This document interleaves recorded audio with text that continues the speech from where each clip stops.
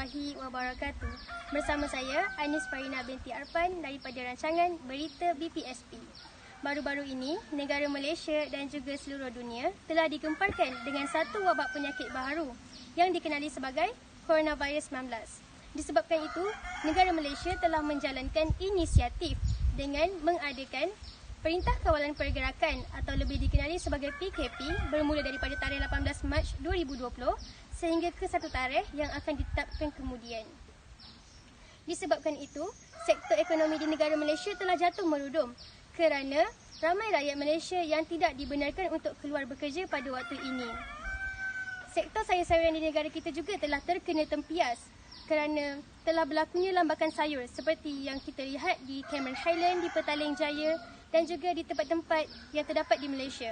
Selain daripada lambakan sayur, terdapat juga beberapa tempat yang langsung tidak mendapat bekalan sayur-sayuran kerana pembekal sayur-sayuran tidak mahu menghantar bekalan yang sedikit ke tempat yang jauh kerana mereka mengira kepada kos minyak dan juga upah gaji kepada pekerja yang akan menyebabkan kerugian kepada pembekal itu sendiri.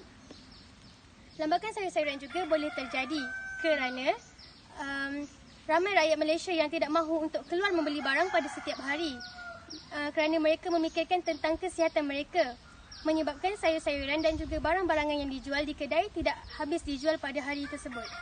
Dengan itu, mari kita mendengar pendapat dan juga cadangan daripada Menteri Pertanian kita, YB Nur Syazwani binti Abdul Razak dan juga rakyat-rakyat Malaysia. Dipersilakan. Okey, bagi pihak kementerian, apakah masalah berkaitan pertanian yang dihadapi oleh Malaysia sepanjang PKP ini?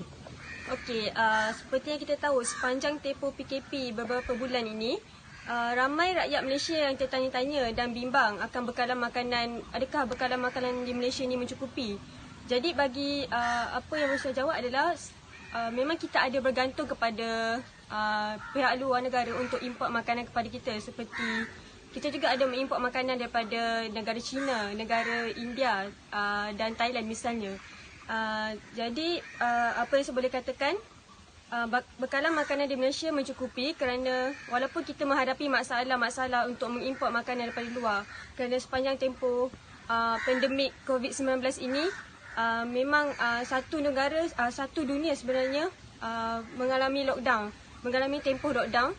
Jadi ada sedikit masalah dalam usaha untuk transportation untuk menghantar bekalan makanan ke negara kita untuk mengimport dan mengeksport. Tetapi rakyat Malaysia tidak perlu bimbang kerana kita mempunyai petani-petani tempatan yang mampu untuk membekalkan sayur-sayuran, membekalkan makanan untuk rakyat, untuk memenuhi keperluan rakyat Malaysia. Jadi apa yang boleh saya katakan, rakyat Malaysia tidak perlu bimbang kerana bekalan makanan di Malaysia masih mencukupi. Cuma kita mengalami sedikit masalah dalam usaha untuk mengimport makanan, tetapi tidak perlu bimbang kerana semuanya mencukupi. Assalamualaikum warahmatullahi wabarakatuh dan saya Muhammad Amir Ihsan bin Muhammad Amran. Okey, sebagai petani, cadangan saya, jika kita kekurangan atau kehabisan sayur di pasaran, yang pertama kita bolehlah menggalakkan penanaman sayur di kawasan rumah. Jadi sayur yang kita tanam di kawasan rumah tu, kita boleh guna atau boleh makan dia semasa kita kehabisan sayur di kawasan di pasaraya.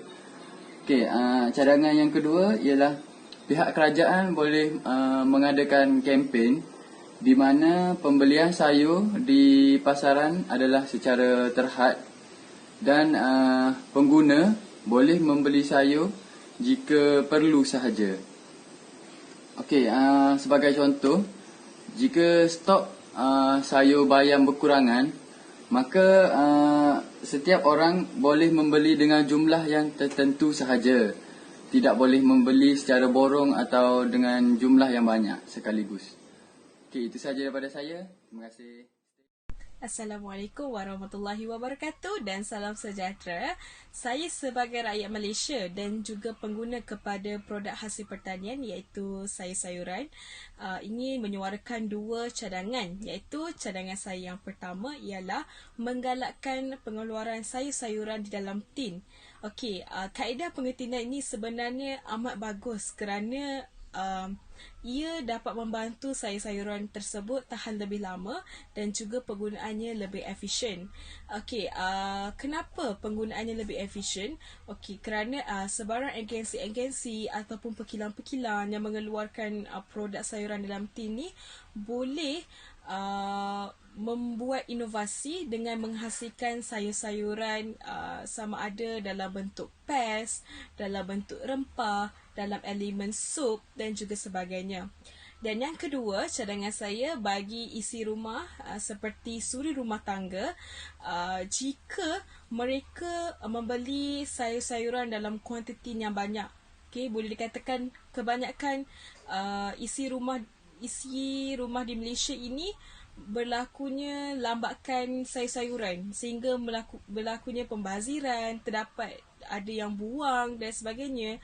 Jadi bagi mengelakkan berlakunya pembaziran dan pembuangan itu, suri-suri rumah mungkin boleh melakukan teknik sejuk beku. Okey, sebagai contoh, daun sup boleh dipotong halus dan diletakkan di dalam bekas cube ais, letakkan sedikit air dan di-freeze-kan di dalam tempat sejuk beku. Okey, bagi saya perkara ini sangat ideal dilakukan di dalam rumah kerana saya telah melakukan perkara tersebut. Sebagai contoh, daun sup jika tidak di-freeze, disejuk bekukan akan bertahan dalam 3 hari ataupun lebih. Tetapi jika menggunakan teknik sejuk beku ini, ia dapat bertahan lebih daripada seminggu. Jadi perkara ini dapat mengelakkan daripada berlakunya pembaziran sayur-sayuran di dalam rumah. Bahkan sayur-sayuran itu masih segar. Jadi itu sahaja cadangan saya. Sekian, terima kasih. Membeli sayur di kedai Pak Mat, sayur dibeli, ulam pegaga. Tempoh PKP perlu berjimat cermat, kesihatan diri juga perlu dijaga. Sekian sahaja daripada saya, Anis Farina binti Arpan, Berita BPSP.